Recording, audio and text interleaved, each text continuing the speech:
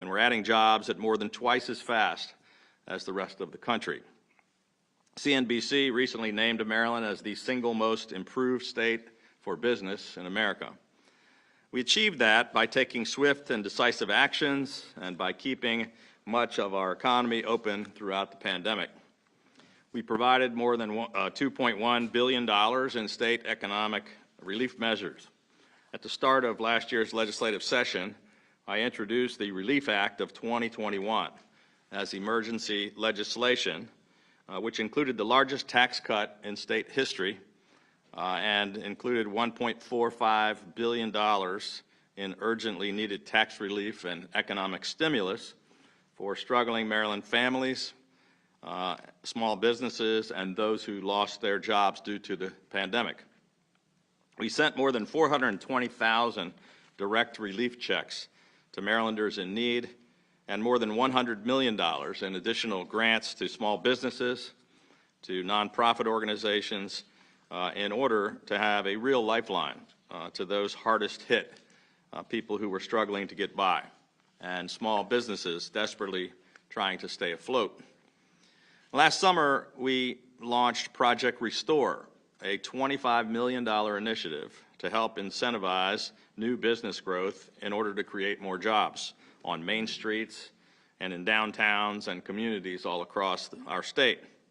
Because of all of these efforts and because we've had such strong health and economic recovery, last fall I was able to report that tax revenues are expected to be $1.6 billion higher than projections, and that the state of Maryland is now projecting a $2.5 billion surplus, which is the largest surplus ever in the history of our state. As I said when I announced this surplus, we are not going to squander it on mandated spending increases or special interests. We're going to invest it in the hardworking people of Maryland, and we're going to leave our state in better shape for future generations.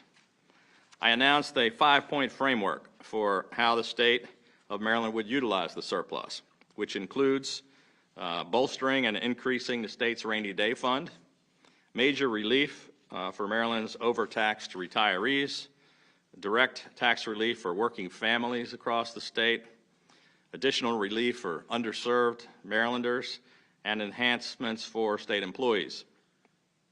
Today, we are announcing the largest tax cut package in state history, which will deliver more than $4.6 billion in much-needed relief for working families, for small businesses, and retirees.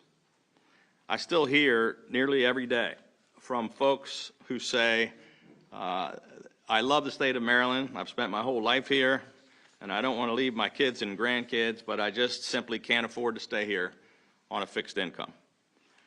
Just last week, one Marylander told our office, quote, a growing senior population means more commerce and more economic vitality and a bigger tax base to pay for more state services. I couldn't agree more. But it's not just good for our economy, it's also good for our quality of life if our seniors can have the peace of mind to stay here, where they spent their lives working and raising a family and where they contribute so much. This is the one area where we are still not competing effectively with other states. And even though we're one of the best places in America to live, and we have so many great things going for us, we continue to lose many of our best citizens. Over the course of our administration, we have been successful in getting a targeted retirement tax relief passed, especially for our hometown heroes, our law enforcement, fire and rescue, corrections, and emergency personnel, as well as for military retirees. But that's not enough. Together with our friends in the legislature, we need to take bolder steps. So today, we are announcing the Retirement Tax Reduction Act of 2022, which will eliminate every single penny of state retirement taxes in Maryland, providing $4 billion in relief to Maryland's deserving retirees. Our proposal will be phased in over time, beginning right away. Eliminating retirement taxes is one of the most important things that we can do, and something we've been trying to accomplish for 7 years.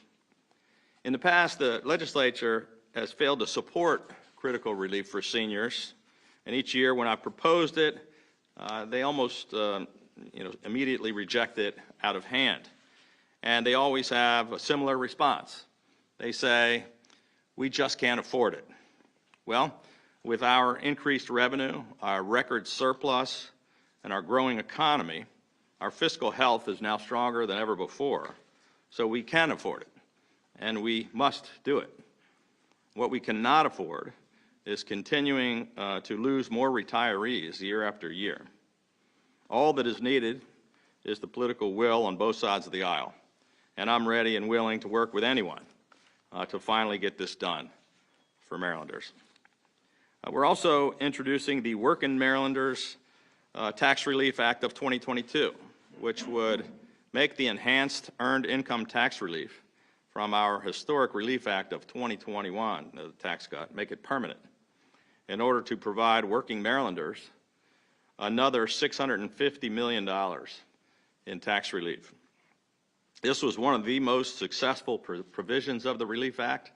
It was passed nearly unanimously and with the support from Democrats and Republicans, and hardworking families should not have to worry that this critical tax relief is going to be taken away from them. One of the most transformative initiatives that we've launched since I became governor is More Jobs for Marylanders Act. Enacted in 2017 and then expanded again in 2019, this critical program incentivizes and encourages manufacturers and other businesses to create more jobs where we need them most. The results of the More Jobs for Marylanders initiative speak for themselves. Maryland is no longer losing manufacturing jobs. We're adding them.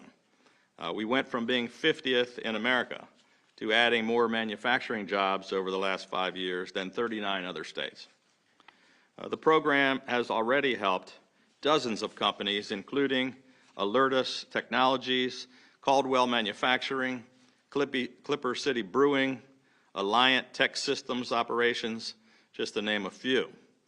And nearly half of all the major economic development projects that we have in the pipeline here in Maryland are manufacturers, and they represent more than 10,000 new jobs. To continue to incentivize even more investment and even greater job creation across the state, today we are announcing the More Jobs for Marylanders Act 3.0 in order to extend the More Jobs for Marylanders program for another 5 years through 2027 to continue to make our state even more attractive, a more attractive place for manufacturers to start new businesses and to create jobs. Today we are also proposing additional small business tax relief by eliminating the $300 annual filing fee that is required for any entity that registers with the state electronically. It's another needless and costly piece of red tape for our smallest of businesses, and we're doing away with it altogether. We're also going to eliminate the $100 annual filing fee for family farms. This reform would make Maryland the first state in the country to provide a zero-fee option for all businesses for all these types of filings. Finally, we are introducing the Project Restore Act of 2022 to codify and make permanent Project Restore, which is one of our most successful COVID-19 recovery initiatives. We have already had an overwhelming response to the program, awarding grants to businesses in nearly every single jurisdiction. And this bill will allow us to drive even more jobs and investments to our small towns and main streets for years to come.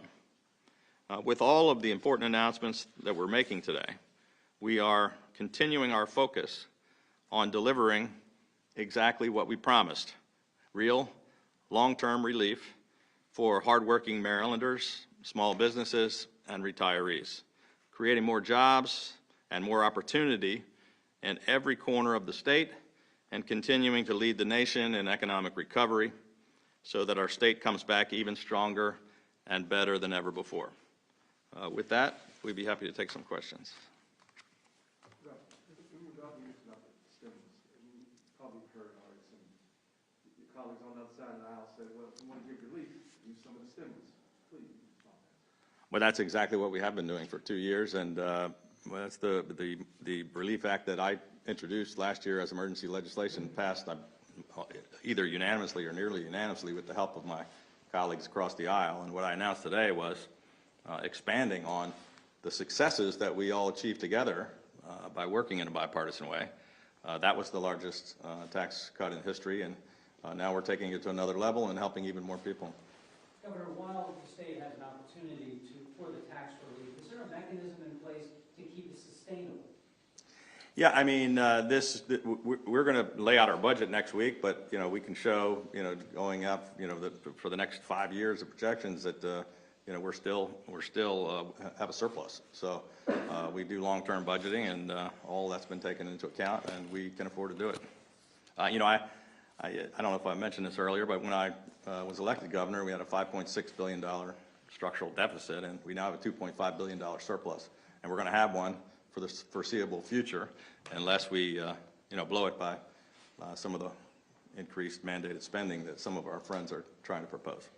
Governor Hogan, in regards to the cyber incident at the Department of Health, how long will it take to bring any systems that are still down back online, and how is the state coordinating with local health agencies in its recovery? Yeah, it's a great question. This is something that we have a huge team of people inside and outside the state government working on day and night, 7 days a week. I receive briefings every day. We have provided 2 detailed briefings to the presiding officers of the legislature. We've provided detailed briefings to the Board of Public Works, both the treasurer and the comptroller, and we fully briefed our entire federal delegation on the status of this. I believe that the health department folks and some of the cyber experts may have more to say about that later this week. I can't share a lot more information or detail about it today because it's an ongoing federal investigation of criminal activity that I can't compromise. But I think we want to be as transparent as possible, but we also want to catch the bad guys. A lot of the work has already been done, but there is still more work to be done. The concern is that if you try to flip everything back on too fast, you run into the same problems they've had in states across the country, like Texas, where you lose hundreds of millions of dollars and people's data is compromised. And that has not happened here, but it's a little slow to get some of the systems up, and they've had to do workarounds. But it's not a great situation, but it's a lot better than it could be. Governor Hogan, do you have any updates on getting any information from the state's attorney's office when you requested some data from her? Yeah, I mean, we did not get the data, and we're going to continue to press for the data. I know that, the President of the Senate is also interested in the same data and sent a letter to her. We're just trying to, it should be basic information. We have it from almost everywhere else in the state. We're not getting it from her office. She instead lashed out and, started attacking me personally when all we're looking for is the data that she needs to provide to the state, and we're going to continue to press for that. How long are you willing to wait before some of that funding is frozen? Governor, this is going to be your last full-time session coming up. Can you tell us about plans for the future? There's been talk about some overtures and encouragement for you to run for U.S. Senate. Do you have any thoughts about doing that? Are you interested in running for U.S. Senate? Well, as you mentioned, we're about to start my last legislative session. I think a week from today, I will begin my 8th year as governor. So we have a little more than a year left in this job, but it's a pretty all-consuming job. So as I've said a million times, I don't have a burning desire to serve in the U.S. Senate, and I do have a burning desire to continue to focus on this job completely every day. And that's what we are doing. We're in the middle of a couple of crises, which we're trying to handle as best we can. We have a terrific team of people working. I'm really proud of all the work they've been doing over the past 7 years, and we hope to continue to run through the tape and and finish the job. You know, we've got a little more than a year left. We're going to land the plane, run through the tape, and finish the job they elected us to do. And then, you know, I know a lot of people are speculating. My answer is the same it's been every time they've asked me for the past year, and that's that I'm not really interested in what the future political possibilities might be. I'm just focused on the day job. Does that include future plans for running for president? I've said the same thing just about, and that is, you know, there's plenty of time to worry about that. We just started 2022. Certainly don't have to start talking about 2024. Governor, back on the COVID front, should the state, would you like to see a mandate for boosters for the state workforce? No. We are one of the most vaccinated states in America. We're 92.6% vaccinated. You know, I'm not sure how much better you can do than that, whether you have a mandate or not. We're doing much better than most of the states or the folks that have mandates. So we're going to continue with the very successful strategy that we've done over the past 22 months, which, you know, I think is the way most people are happy with. You've proposed tax cuts before on retirees in Maryland, and the legislature has largely ignored or rejected those. Going much further this year to 100% tax, do you think you have any chance when you haven't been able to get any traction with previous? I don't see how it couldn't pass, quite frankly, when you have, you know, this is something that people are, you know, been demanding for a long time. It's the reason I was elected governor twice. It has the overwhelming, enormous support across the state. We can't afford to do it. They did pass, I did convince them to pass the largest tax cut in state history last year in the middle of the pandemic, which is no other Republican governor in America has passed a tax cut with a Democratic legislature. So why we couldn't expand on that and do it again, I don't know.